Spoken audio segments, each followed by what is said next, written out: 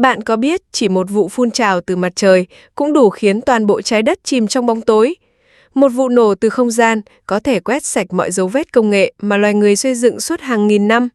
Hay thậm chí, một tia tử thần từ vũ trụ có thể biến trái đất thành vùng đất hoang tàn chỉ trong chớp mắt. Trong video hôm nay, chúng ta sẽ cùng khám phá 5 kịch bản đáng sợ nhất đến từ vũ trụ và mặt trời. Những kịch bản không còn là chuyện viễn tưởng mà hoàn toàn có thể xảy ra bất kỳ lúc nào. Ở vị trí thứ 5, chúng ta bắt đầu với một mối nguy tưởng như chỉ có trong phim viễn tưởng. Một cơn bão từ mặt trời có thể khiến cả thế giới tối om và quay về thời tiền sử công nghệ. Chỉ cần 15 giờ, cả nền văn minh công nghệ của loài người có thể biến mất. Không Internet, không điện thoại, không ngân hàng, không GPS, không đèn sáng. Mọi thứ mà bạn đang dùng để sống, làm việc, liên lạc, bốc hơi trong nháy mắt. Nghe điên rồ đúng không? Không đâu, đây là một hiểm họa hoàn toàn có thật và nó đến từ chính mặt trời. Chào mừng bạn đến với Tò mò chưa, nơi chúng tôi lật mở những bí ẩn lớn nhất của thế giới. Nếu bạn yêu thích khám phá sự thật và không ngại đối diện với những điều rùng mình, hãy ấn đăng ký ngay bây giờ để không bỏ lỡ bất kỳ video nào. Bạn có thể đang đọc dòng chữ này nhờ vào Internet, điện thoại và hệ thống điện toàn cầu. Nhưng hãy tưởng tượng một buổi sáng, bạn thức dậy và tất cả im lìm. Không wifi, không điện thoại, không đèn sáng, không GPS. Máy bay bị đình chỉ bay, ngân hàng đóng cửa, bệnh viện chỉ còn vài giờ dự trữ năng lượng và cả thế giới chìm vào hỗn loạn. Nguyên nhân? Một vụ bùng phát năng lượng khổng lồ từ mặt trời, thứ mà các nhà khoa học gọi là siêu bão mặt trời. Mặt trời không chỉ tỏa sáng, nó là một quả cầu plasma khổng lồ với các vụ phun trào năng lượng khủng khiếp gọi là CME, phun trào vành nhật hoa. Khi một CME đủ lớn xảy ra và hướng thẳng về trái đất, nó phóng hàng tỷ tấn vật chất tích điện vào không gian, kèm theo sóng bức xạ mạnh mẽ. Khi lượng hạt này đập vào tư quyển trái đất, nó có thể gây ra hiện tượng cực quang ngoạn mục hoặc phá hủy hàng loạt công nghệ. Lịch sử từng ghi nhận một sự kiện như vậy, sự kiện Carrington năm 1859. Khi ấy, một vụ bùng phát mặt trời cực mạnh khiến cực quang sáng rực khắp bầu trời, ngay cả ở những vùng nhiệt đới như Cuba, Hawaii. Hệ thống điện báo thời đó bị chập cháy, dây điện tóe lửa. Một số trạm điện báo vẫn hoạt động ngay cả khi đã ngắt nguồn điện vì dòng điện cảm ứng từ bão từ quá mạnh. Hãy thử đặt sự kiện Carrington vào thế kỷ 21. Khi đó thế giới chưa có Internet, chưa có hàng ngàn vệ tinh, chưa có hệ thống điện phụ thuộc sâu vào công nghệ. Nếu một sự kiện tương tự hoặc mạnh hơn xảy ra hôm nay, các nhà khoa học cảnh báo hệ thống điện toàn cầu có thể sập trong nhiều tháng, thậm chí nhiều năm. Tại sao lại nghiêm trọng như vậy? Bão mặt trời mạnh có thể làm cháy cuộn dây máy biến áp. Các dòng điện cảm ứng khổng lồ chạy qua mạng lưới điện có thể phá hủy trạm biến áp và thay thế chúng không phải chuyện ngày một ngày hai, có thể mất hàng tháng, thậm chí hàng năm. Làm gián đoạn vệ tinh, tín hiệu GPS, liên lạc viễn thông, truyền hình vệ tinh sẽ mất hoàn toàn.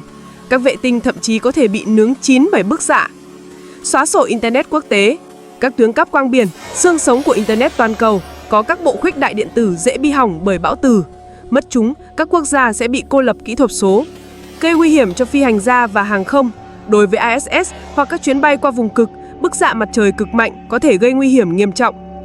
Nhiều người sẽ nói, chắc gì nó đã xảy ra, nhưng vấn đề là nó đã từng xảy ra và chúng ta không thể ngăn chặn. Ngoài Carrington, một sự kiện gần hơn là năm 1989, khi một cơn bão từ trung bình đã khiến toàn bộ lưới điện ở Quebec, Canada sụp đổ chỉ trong 90 giây, làm hàng triệu người mất điện trong 9 giờ. Đó chỉ là bản demo của thảm họa lớn hơn. NASA và nhiều cơ quan vũ trụ hiện nay liên tục giám sát mặt trời. Chúng ta có thể dự báo vài chục phút đến vài giờ trước khi bão mặt trời đến. Nhưng điều này không đủ thời gian để tắt hoàn toàn và bảo vệ tất cả hệ thống điện toàn cầu. Hơn nữa, một số CME có tốc độ khủng khiếp lên tới 3.000 km/giây, có nghĩa là nó có thể đập vào trái đất chỉ sau khoảng 15 giờ kể từ lúc bùng phát.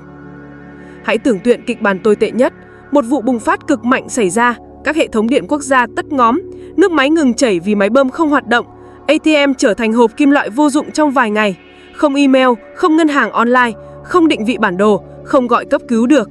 Xã hội hiện đại sẽ bị kéo lùi hàng trăm năm chỉ sau một đêm. Nhiều báo cáo của Viện Hạc Lam Sa học Mỹ đã cảnh báo hậu quả kinh tế của một sự kiện như vậy có thể vượt qua bất kỳ thảm họa thiên tai nào khác, lên tới hàng nghìn tỷ đô la và phục hồi có thể mất hơn một thập kỷ. Vậy chúng ta có thể làm gì? Bảo vệ hạ tầng điện, cải tiến máy biến áp để chống dòng cảm ứng từ, lập kế hoạch dự phòng Internet, dùng nhiều tuyến cáp độc lập và vệ tinh dự phòng. hệ thống cảnh báo sớm, tăng thời gian dự báo từ vài giờ đến vài ngày. Chuẩn bị cá nhân, dự trữ nước, thực phẩm, đèn pin, nguồn điện dự phòng. Khoa học hiện tại chưa thể ngăn chặn bão mặt trời, nhưng nhận thức và chuẩn bị có thể giảm thiểu thiệt hại. Vấn đề là thời gian không đứng về phía chúng ta. Một ngày nào đó, khi điện thoại bạn mất sóng và trời đêm sáng rực với những dải cực quang, đó có thể là khoảnh khắc bạn nhận ra bão mặt trời đã đến. Và khi ấy, câu hỏi không còn là nó có xảy ra không, mà là chúng ta đã sẵn sàng chưa? Khi bạn thấy cực quang sáng rực bầu trời đêm ở nơi vốn chưa từng có, đó có thể là khoảnh khắc cuối cùng mà bạn thấy thế giới như hiện tại. Bão mặt trời sẽ không báo trước lâu đâu. Tiếp theo, ở vị trí thứ tư là một kịch bản nghe như tận thế thần thoại. Chỉ trong 8 phút, ánh sáng biến mất, bóng tối và cái lạnh vĩnh hằng bao trùm trái đất. Bạn có thể tưởng tượng ra không? Chỉ trong một khoảnh khắc, mặt trời, ngôi sao nuôi sống cả hành tinh này bỗng dưng tắt lịm. Không còn ánh sáng, không còn hơi ấm. Một sự im lặng chết chóc bao trùm lấy trái đất. Chúng ta hơn 8 tỷ con người sẽ ra sao? Liệu có cơ hội nào để sinh tồn, hay tất cả chỉ còn là tro bụi trong vũ trụ lạnh lẽo? Hãy cùng mình đi vào một trong những kịch bản tận thế kỳ lạ và đáng sợ nhất trong lịch sử nhân loại. Khoảnh khắc mặt trời tắt. Điều đầu tiên cần nhắc đến, ánh sáng mặt trời mà chúng ta thấy mỗi ngày không phải đến ngay lập tức. Từ khi rời khỏi bề mặt mặt trời, ánh sáng mất khoảng 8 phút 20 giây để đến trái đất. Nghĩa là nếu mặt trời tắt ngay lúc này, chúng ta sẽ còn khoảng 8 phút sống trong sự vô tư mà không hề hay biết điều khủng khiếp sắp xảy ra. Trong 8 phút đó, cuộc sống trên trái đất vẫn diễn ra như bình thường. Người ta vẫn lái xe đi làm, trẻ con vẫn nô đùa ngoài sân, chim chóc vẫn hót vang trên cành cây. Nhưng rồi, bỗng nhiên, trời tối sầm. Không phải hoàng hôn, không phải mây che, mà là một màn đêm tuyệt đối. Các vì sao hiện ra ngay lập tức giữa ban ngày. Bầu trời không còn màu xanh mà trở thành màu đen vĩnh cửu. Điều gì xảy ra tiếp theo? 24 giờ đầu tiên, thế giới rơi vào bóng tối. Trong ngày đầu tiên, nhiệt độ không thay đổi nhiều. Trái đất vẫn giữ được hơi ấm của nó, giống như một tấm chăn còn giữ nhiệt sau khi lửa sưởi tắt. Người ta hoang mang. Đèn điện khắp nơi lập tức bật sáng. Thành phố rực rỡ ánh đèn nhân tạo. Mạng xã hội bùng nổ với những video quay lại ngày mặt trời biến mất. Các chính phủ khẩn cấp họp bàn, các nhà khoa học lên truyền hình giải thích. Trong tâm trí nhiều người, đây có lẽ chỉ là một sự cố thiên văn kỳ lạ. Có lẽ vài ngày nữa mặt trời sẽ sáng lại. Nhưng sự thật thì không. Một tuần sau, lạnh giá bắt đầu. Sau 7 ngày không có ánh sáng, trái đất bắt đầu mất nhiệt rõ rệt. Nhiệt độ trung bình toàn cầu hạ xuống âm 17 độ C. Ở các vùng ôn đới, nước trong hồ và sông bắt đầu đóng băng. Cây cối héo úa vì không có quang hợp. Người ta vẫn cố gắng duy trì sinh hoạt. Chúng ta có điện, có máy sưởi, có dự trữ lương thực. Nhưng những dấu hiệu đầu tiên của một cuộc khủng hoảng đã lộ rõ. Nông nghiệp gần như ngừng hoạt động. Không có mặt trời, cây trồng không thể sống. Nhà kính có thể giúp phần nào, nhưng năng lượng để duy trì chúng tiêu tốn khủng khiếp. Một tháng sau, trái đất thành tủ đông. Sau khoảng 30 ngày, nhiệt độ trung bình trên trái đất rơi xuống âm 40 độ C. Đại dương bắt đầu đóng băng ở bề mặt, băng lan ra từ hai cực. Động vật chết hàng loạt. Đầu tiên là các loài côn trùng và chim chóc, rồi đến các loài động vật có vú nhỏ. Chuỗi thức ăn sụp đổ từ dưới lên. Người ta dồn vào các thành phố lớn, nơi còn điện và năng lượng. Các nhà máy điện hạt nhân, thủy điện, điện nhiệt trở thành huyết mạch duy nhất giữ loài người sống sót. Nhưng ngay cả với điện, nguồn lương thực cũng cạn kiệt dần. Các kho dự trữ đủ nuôi nhân loại trong vài tháng, thậm chí vài năm, nhưng rồi cũng sẽ hết. Một năm sau, trái đất hóa hành tinh băng. Sau 12 tháng, trái đất gần như trở thành một quả cầu băng giá. Nhiệt độ trung bình toàn cầu âm 73 độ C. Toàn bộ bề mặt đại dương đóng băng, chỉ còn phần nước lỏng ở sâu dưới đáy. Khí quyển vẫn tồn tại, nhưng lạnh lẽo và mỏng dần. Chỉ những ai sống gần các nguồn năng lượng địa nhiệt như Iceland, Yellowstone, Kamchatka mới còn hy vọng sống sót. Những nơi này có thể duy trì nhiệt và thậm chí cả nông nghiệp trong nhà. Các thành phố dưới lòng đất được xây dựng vội vàng. Nhân loại bắt đầu chia làm hai. Những người có điều kiện sống sót trong hầm trú và phần đông còn lại dần biến mất. Năm thứ 10, sự sống còn sót lại. 10 năm sau ngày mặt trời tắt, trái đất hoàn toàn bị bao phủ bởi bóng tối. Trên bề mặt không còn sự sống, nhưng sâu dưới lòng đất và dưới đáy đại dương, những cộng đồng nhỏ bé của con người và sinh vật cực đoan vẫn tồn tại. Con người học cách nuôi trồng bằng ánh sáng nhân tạo, sử dụng năng lượng hạt nhân và địa nhiệt. Xã hội thu nhỏ lại, chỉ còn vài triệu người. Một số dự án không gian trở thành hy vọng cuối cùng, xây dựng các trạm khổng lồ quay quanh trái đất, sử dụng năng lượng hạt nhân để tạo ánh sáng nhân tạo. Khả năng di cư ra ngoài vũ trụ. Một câu hỏi lớn đặt ra, nếu mặt trời tắt thì liệu loài người có thể di cư ra hành tinh khác không? Thực tế, trong hệ mặt trời không còn nơi nào đủ năng lượng để duy trì sự sống khi thiếu mặt trời. Giải pháp duy nhất là tìm đến những ngôi sao khác, nhưng với công nghệ hiện tại thì điều này gần như không thể. Để đến được ngôi sao gần nhất, Proxima Centauri, cách chúng ta 4,2 năm ánh sáng, cần ít nhất hàng chục nghìn năm với tàu vũ trụ hiện tại. Nghĩa là nếu mặt trời biến mất, hy vọng duy nhất của nhân loại chính là sống sót bằng công nghệ trên trái đất, chứ không phải rời đi. Lịch sử và giả thiết khoa học. Dù nghe có vẻ kinh dị, nhưng kịch bản này đã từng được nhiều nhà khoa học và nhà văn khoa học viễn tưởng tưởng tượng. Trong vật lý, mặt trời sẽ không tắt đột ngột, nó còn khoảng 5 tỷ năm tuổi thọ. Nhưng việc đặt giả thuyết mặt trời tắt ngay lập tức giúp chúng ta hiểu rõ hơn tầm quan trọng của năng lượng mặt trời đối với sự sống. Các nghiên cứu chỉ ra, nếu mất mặt trời, trái đất vẫn sẽ giữ được lõi nóng chảy trong hàng tỷ năm. Nghĩa là các nguồn địa nhiệt có thể nuôi dưỡng sự sống trong thời gian rất dài, đủ cho loài người phát triển công nghệ mới. Tương lai của một thế giới không mặt trời. Nếu nhân loại may mắn sống sót trong lòng đất hoặc dưới đại dương, chúng ta sẽ tiến hóa theo một hướng hoàn toàn khác. Không còn ánh sáng tự nhiên, đôi mắt có thể kém dần hoặc biến mất. Con người phụ thuộc hoàn toàn vào công nghệ. Xã hội nhỏ bé khép kín, tập trung quanh nguồn năng lượng. Thế giới ấy có thể tồn tại hàng chục nghìn, thậm chí hàng triệu năm, một nền văn minh trong bóng tối. Khi mặt trời tắt, đó không chỉ là cái kết thúc của một ngôi sao, mà còn là bài kiểm tra cuối cùng cho sự sáng tạo và ý chí sinh tồn của loài người. Liệu chúng ta có thể tìm ra cách để tiếp tục thắp sáng hành tinh này bằng chính trí tuệ của mình không? Hay sẽ biến mất như hàng triệu loài trước đây?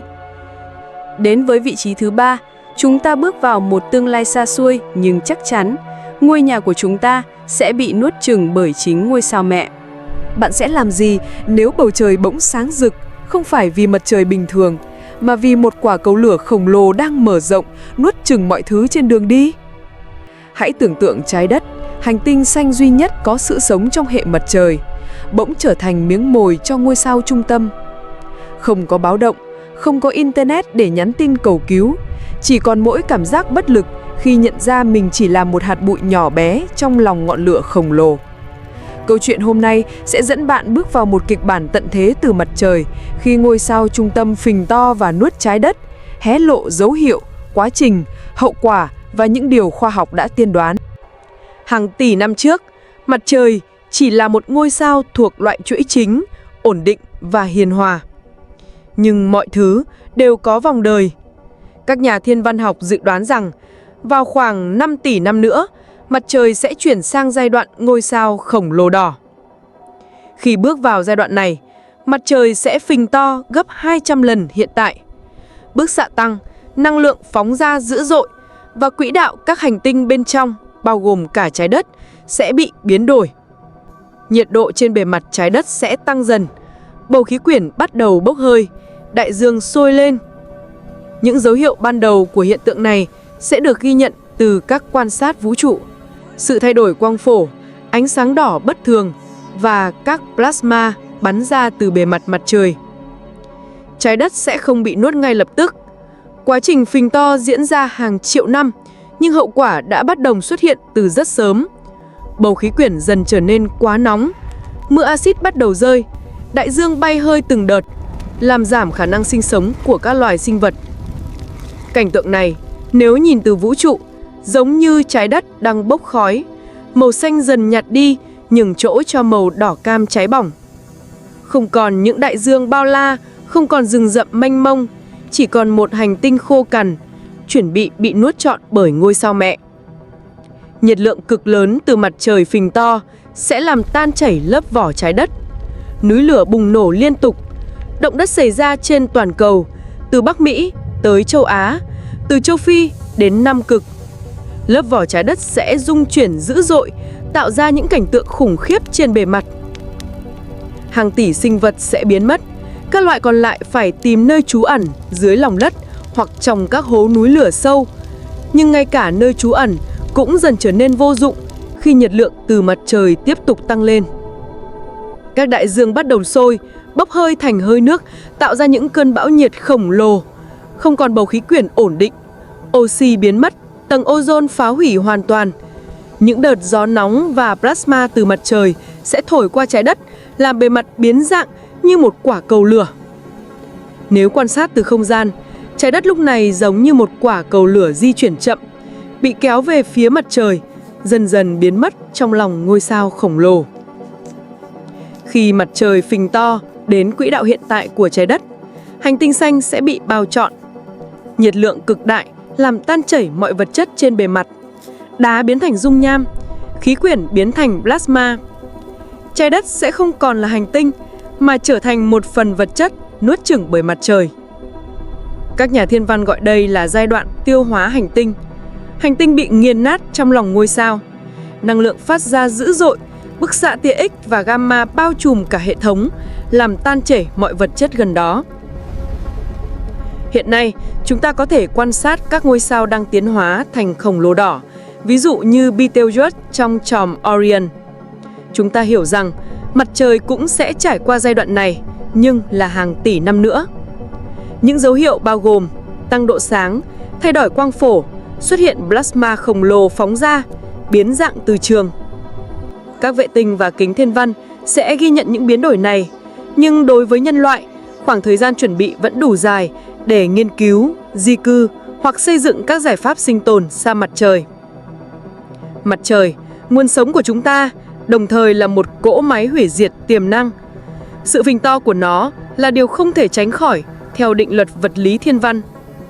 Con người có thể xây dựng nền văn minh, khám phá sao hỏa, tạo ra AI, nhưng vẫn hoàn toàn phụ thuộc vào hành vi của ngôi sao trung tâm. Câu chuyện này nhắc nhở chúng ta rằng chúng ta không phải chủ nhân trái đất, chỉ là những sinh vật tạm trú trong vùng ảnh hưởng của mặt trời. Khi ngôi sao mẹ quyết định kết thúc vòng đời, mọi nỗ lực của con người cũng trở nên vô nghĩa nếu không có sự chuẩn bị vượt ra ngoài hệ mặt trời. Càng đáng sợ hơn, ở vị trí thứ hai là một cái chết đến từ những vì sao khổng lồ trong giải ngân hà, siêu tân tinh, ngọn lửa hủy diệt vũ trụ, có thể quét sạch sự sống trong nháy mắt. Hãy tưởng tượng, một ngôi sao khổng lồ ngay trong hàng xóm vũ trụ của chúng ta bất ngờ nổ tung. Trong khoảnh khắc, nó sáng hơn cả hàng tỷ mặt trời cộng lại. Sức mạnh khủng khiếp ấy có thể thổi bay mọi thứ trong bán kính hàng trăm năm ánh sáng. Và nếu cú nổ ấy xảy ra, chỉ cách trái đất vài chục năm ánh sáng thôi, liệu nền văn minh nhân loại còn tồn tại được bao lâu? Khi một ngôi sao chết, nó không chỉ đơn giản tắt đi như ngọn đèn dầu cạn dầu. Thực tế, cái chết của nó dữ dội hơn gấp nghìn lần. Một ngôi sao tồn tại nhờ sự cân bằng mong manh, trọng lực hút vào và áp suất nhiệt từ phản ứng hạt nhân đẩy ra ngoài. Khi còn trẻ, nó cháy bằng hydro, rồi đến helium, rồi cả những nguyên tố nặng hơn. Nhưng rồi nhiên liệu cạn kiệt, cán cân sụp đổ, trọng lực giành phần thắng. Lõi sao sụp đổ thành một khối siêu đặc. Còn lớp vỏ bên ngoài nổ tung thành siêu tân tinh, vụ bùng nổ kinh hoàng nhất vũ trụ. Đó mới chỉ là khởi đầu. Và điều gì khiến siêu tân tinh trở nên khủng khiếp, khác biệt hoàn toàn so với cái chết lặng lẽ của những ngôi sao bình thường? Không phải ngôi sao nào cũng có cái chết oanh liệt như vậy. Chỉ những ngôi sao đủ lớn, thường gấp từ 8 đến 50 lần khối lượng mặt trời, mới đủ sức tạo ra siêu tân tinh. Khi sụp đổ, chúng có thể để lại sao neutron, nhỏ bé nhưng nặng gấp nhiều lần mặt trời, hoặc thậm chí là lỗ đen, nơi không gì, kể cả ánh sáng cũng có thể thoát ra. Trong một thiên hà như ngân hà, trung bình 100 năm mới có một vụ nổ, nhưng đa phần ở quá xa, chỉ có kính thiên văn mới nhận ra. Vậy điều gì sẽ xảy ra nếu một siêu tân tinh nổ ngay gần trái đất? Hãy tưởng tượng, một siêu tân tinh chỉ cách trái đất khoảng 50 năm ánh sáng. Ánh sáng cực tím và tia gamma của nó có thể đủ sức đốt cháy bầu khí quyển. Trong vài giây đầu tiên, năng lượng phát ra tương đương với toàn bộ năng lượng mặt trời tạo ra trong 10 tỷ năm. Nhiệt độ vụ nổ lên đến hàng tỷ độ C, tạo ra các nguyên tố nặng như vàng hay uranium. Nhưng với trái đất, thứ đến không phải vàng bạc mà là làn sóng tử thần. Khi ấy, loài người sẽ phải đối mặt với một chuỗi ác mộng nối tiếp nhau và không có chỗ để trốn thoát. Vậy nếu một ngôi sao khổng lồ chỉ cách trái đất 30 năm ánh sáng bất ngờ nổ tung thì sao? Trong vài giờ đầu, tia gamma và cực tím lao đến với tốc độ ánh sáng, phá hủy tầng ozone, lá chắn tự nhiên của chúng ta. Chỉ cần mất 1% ozone, nguy cơ ung thư và đột biến gen đã tăng mạnh. Nhưng một siêu tân tinh gần kề có thể xé toạc đến 50%, biến trái đất thành hành tinh bị thiêu đốt bởi mặt trời. Không chỉ thế, bức xạ mạnh còn ion hóa bầu khí quyển, tạo ra mưa axit nitric. Đại dương và đất liền bị axit hóa, chuỗi thức ăn tự nhiên sụp đổ. Và thảm kịch ấy mới chỉ là màn khởi động. Sau ánh sáng và bức xạ, một làn sóng tử thần khác đang ập đến. Sóng xung kích của vụ nổ sẽ lan ra khắp vũ trụ. Khi đến hệ mặt trời, nó có thể nén chặt gió mặt trời và bóp méo từ quyền bảo vệ trái đất. Tưởng tượng lớp áo giáp tư trường bị xé toạc, trái đất sẽ hững trọn bức xạ vũ trụ hàng nghìn năm. Một số siêu tân tinh còn tạo ra tia gamma burst, cơn bão năng lượng đủ sức quét sạch sự sống của cả hành tinh. May mắn thay, xác suất trái đất trúng trực diện gần như bằng không, nhưng chỉ cần lệch một chút, hậu quả vẫn khôn lường. Thật ra, đây không chỉ là giả thuyết. Trái đất đã từng hứng chịu dư âm từ siêu tân tinh, và dấu vết của nó vẫn còn được tìm thấy trong lịch sử. Các nhà khoa học tìm thấy dấu vết sắt 60, đồng vị chỉ sinh ra từ siêu tân tinh, trong trầm tích đại dương. Điều này cho thấy khoảng 2 đến 3 triệu năm trước, một vụ nổ gần kề đã để lại dấu ấn rõ rệt. Nhiều khả năng, nó góp phần vào những đợt tuyệt chủng sinh vật trong quá khứ. Ngay cả siêu tân tinh Kepler năm 1604 cũng sáng đến mức nhìn thấy ban ngày. Nhưng may mắn thay, nó ở cách hơn 20.000 năm ánh sáng. Điều đáng lo ngại là quanh chúng ta vẫn tồn tại những ngôi sao khổng lồ chờ phát nổ. Nổi tiếng nhất chính là Betelgeuse, ngôi sao đỏ trong chòm Orion, lớn gấp 700 lần mặt trời. Nó đã ở cuối vòng đời, có thể nổ trong vài trăm nghìn năm nữa, hoặc ngày mai. Tin vui là Betelgeuse cách chúng ta 640 năm ánh sáng, đủ xa để không gây hại, nhưng đủ gần để biến bầu trời đêm thành bữa tiệc ánh sáng. Ngoài ra, còn có những ứng viên khác như IK Pegasi hay Spica, tuy xa hơn nhưng cũng nhắc nhở rằng trái đất không bao giờ an toàn tuyệt đối. Vậy câu hỏi lớn nhất đặt ra là liệu con người có thể làm gì trước sức mạnh hủy diệt ấy? Thẳng thắn mà nói, nếu một siêu tân tinh nổ trong vòng 30 năm ánh sáng, chúng ta gần như không có cơ hội. Không công nghệ nào hiện tại đủ để che chắn hay di tản. Điều duy nhất ta có thể làm là quan sát, dự đoán và hy vọng nó không xảy ra trong thời gian ngắn sắp tới. Nhưng nghiên cứu siêu tân tinh vẫn vô cùng quan trọng. Nó giúp ta hiểu vòng đời của sao, cách các nguyên tố nặng hình thành và cả nguồn gốc sự tồn tại của chính chúng ta. Bởi lẽ, từng nguyên tử trong máu, xương, thậm chí cả vàng trên ngón tay bạn đều sinh ra từ bụng một ngôi sao. Nói cách khác, chúng ta chính là con của những vì sao. Và cuối cùng, vị trí số 1 không phải là một kịch bản xa vời mà đã từng xảy ra trong lịch sử. Thảm họa Carrington, một vụ bão mặt trời khủng khiếp vào thế kỷ 19, nếu tái diễn trong thời đại công nghệ ngày nay, toàn bộ thế giới sẽ chìm trong hỗn loạn. Một đêm nọ, bầu trời Cuba bỗng đỏ rực như lửa. Người dân Rome quỳ gối cầu nguyện vì nghĩ rằng ngày tận thế đã đến. Còn ở Mỹ, các máy điện báo tóe lửa, cháy khét nhưng vẫn tự gửi tin nhắn dù đã rút điện. Chuyện tưởng như trong phim khoa học viễn tưởng này lại là sự thật lịch sử. Cơn bão mặt trời Carrington năm 1859. Ngày 1 tháng 9 năm 1859, bầu trời ở London sáng trong. Một người đàn ông tên Richard Carrington, một nhà thiên văn học nghiệp dư, đang ngồi trước kính viễn vọng trong vườn nhà. Khi ánh sáng mặt trời được lọc qua tấm kính mờ, ông chợt thấy một cảnh tượng chưa từng gặp. Hai đốm sáng trắng khổng lồ lóe lên dữ dội ngay trên những vết đen mặt trời. Carrington hốt hoảng ghi chép. Ông không biết rằng khoảnh khắc đó, một vụ nổ plasma vũ trụ, một cơn phun trào về nhật hoa CME vừa được phóng thẳng về phía trái đất. Và trong vòng chưa đầy 18 giờ, trái đất sẽ trở thành đích đến của cơn bão vũ trụ mạnh nhất từng được ghi nhận. Đêm hôm ấy, khi màn đêm phủ xuống, người dân từ châu Âu tới Bắc Mỹ, từ Canada cho đến tận Cuba, từ Nhật Bản đến Hawaii, ngước lên và nhìn thấy một cảnh tượng siêu thực, bầu trời rực rỡ như lửa. Cực quang vốn chỉ xuất hiện ở vùng cực, nay lại lan rộng đến tận xích đạo.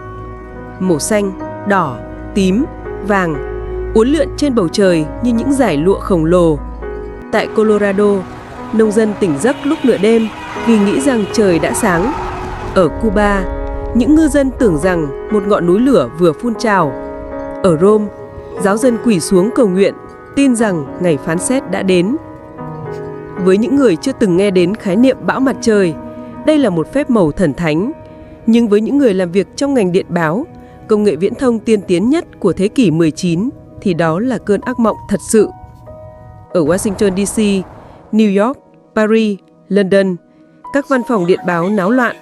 Dòng điện vô hình tràn qua dây cáp, khiến máy phát tóe lửa, một số cháy hỏng. Các điện báo viên bị điện giật nhẹ. Nhưng điều kỳ lạ nhất là nhiều máy điện báo vẫn hoạt động khi đã rút dây nguồn. Những dòng điện cảm ứng khổng lồ từ bão từ đã chạy thẳng qua dây đồng, biến trái đất thành một máy phát điện khổng lồ. Một số nhân chứng kể lại rằng họ vẫn có thể gửi tin nhắn điện báo đi hàng trăm km chỉ nhờ vào nguồn năng lượng từ trên trời rơi xuống. Đó vừa là điều kỳ diệu, vừa là lời cảnh báo trái đất đã hoàn toàn phơi mình trước sức mạnh mặt trời. Thế giới năm 1859 vẫn còn đơn giản. Chưa có lưới điện toàn cầu, chưa có vệ tinh, chưa có Internet. Cả nhân loại khi ấy chỉ phụ thuộc vào vài chục nghìn km dây điện báo. Và dù sự kiện Carrington đã gây hỗn loạn, nó vẫn chưa đủ để phá hủy nền văn minh. Nhưng nếu chính xác sự kiện đó lặp lại hôm nay, hậu quả sẽ là thảm họa toàn cầu. Giờ hãy đặt sự kiện Carrington vào thế kỷ 21. Trong vài phút, máy biến áp nổ tung, lưới điện sập toàn cầu, Internet quốc tế biến mất, vệ tinh tắt ngóm, GPS tê liệt, hàng nghìn chuyến bay buộc phải hạ cánh khẩn cấp, ngân hàng, chứng khoán, chuỗi cung ứng toàn cầu đóng băng và chỉ sau một đêm, xã hội hiện đại quay về thời tiền công nghiệp. Các nhà khoa học NASA ước tính, nếu một sự kiện Carrington xảy ra hôm nay, thiệt hại kinh tế toàn cầu có thể vượt 2.000 tỷ đô la trong năm đầu tiên, và để phục hồi hoàn toàn có thể cần một thập kỷ. Điều đáng sợ là xác suất xảy ra một cơn bão mặt trời mạnh trong thế kỷ này là 12%, nghĩa là có thể trong chính cuộc đời bạn sẽ chứng kiến nó. May mắn thay, ngày nay chúng ta đã có các vệ tinh như SOHO và Stereo theo dõi mặt trời 24/7. Khi một CME được phát hiện, ta có thể từ 12 đến 24 giờ để chuẩn bị. Nhưng chuẩn bị thế nào? Các công ty điện lực có thể ngắt lưới điện để tránh hỏng hóc. Các hãng hàng không có thể đổi lộ trình bay tránh cực. Chính phủ có thể kích hoạt hệ thống dự trữ và liên lạc khẩn cấp. Nhưng với mỗi cá nhân, tất cả những gì bạn có thể làm là chuẩn bị sẵn nước, lương thực, pin, radio sóng ngắn. Bởi khi điện biến mất, bạn sẽ nhận ra mình mong manh thế nào. Năm 1859, Carrington chỉ kịp vẽ lại vài chấm sáng trên giấy. Ông không biết rằng mình đã chứng kiến một trong những sự kiện thiên văn quan trọng nhất lịch sử. Hơn một thế kỷ sau, nhân loại mới hiểu được rằng chính mặt trời, nguồn sống của ta, cũng có thể là kẻ hủy diệt. Chúng ta có thể xây dựng tên lửa, trạm vũ trụ, AI, Internet, nhưng chỉ một cơn bão plasma từ ngôi sao trung tâm cũng đủ để khiến tất cả sụp đổ. Cơn bão mặt trời năm 1859 là một lời nhắc nhở rằng con người không phải chủ nhân của trái đất, mà chỉ là những kẻ sống nhờ trong vùng ảnh hưởng của một ngôi sao khổng lồ. Vũ trụ tuyệt đẹp nhưng cũng khắc nghiệt và lạnh lùng. Mỗi giây phút chúng ta tồn tại trên trái đất đều nhờ vào sự cân bằng mong manh giữa ánh sáng và bóng tối, giữa sự sống và diệt vong. Nếu bạn thấy những câu chuyện này thú vị, hãy nhấn đăng ký và bật chuông thông báo để không bỏ lỡ những khám phá khoa học tiếp theo. Biết đâu, một ngày nào đó, kiến thức hôm nay có thể cứu sống hàng tỷ người.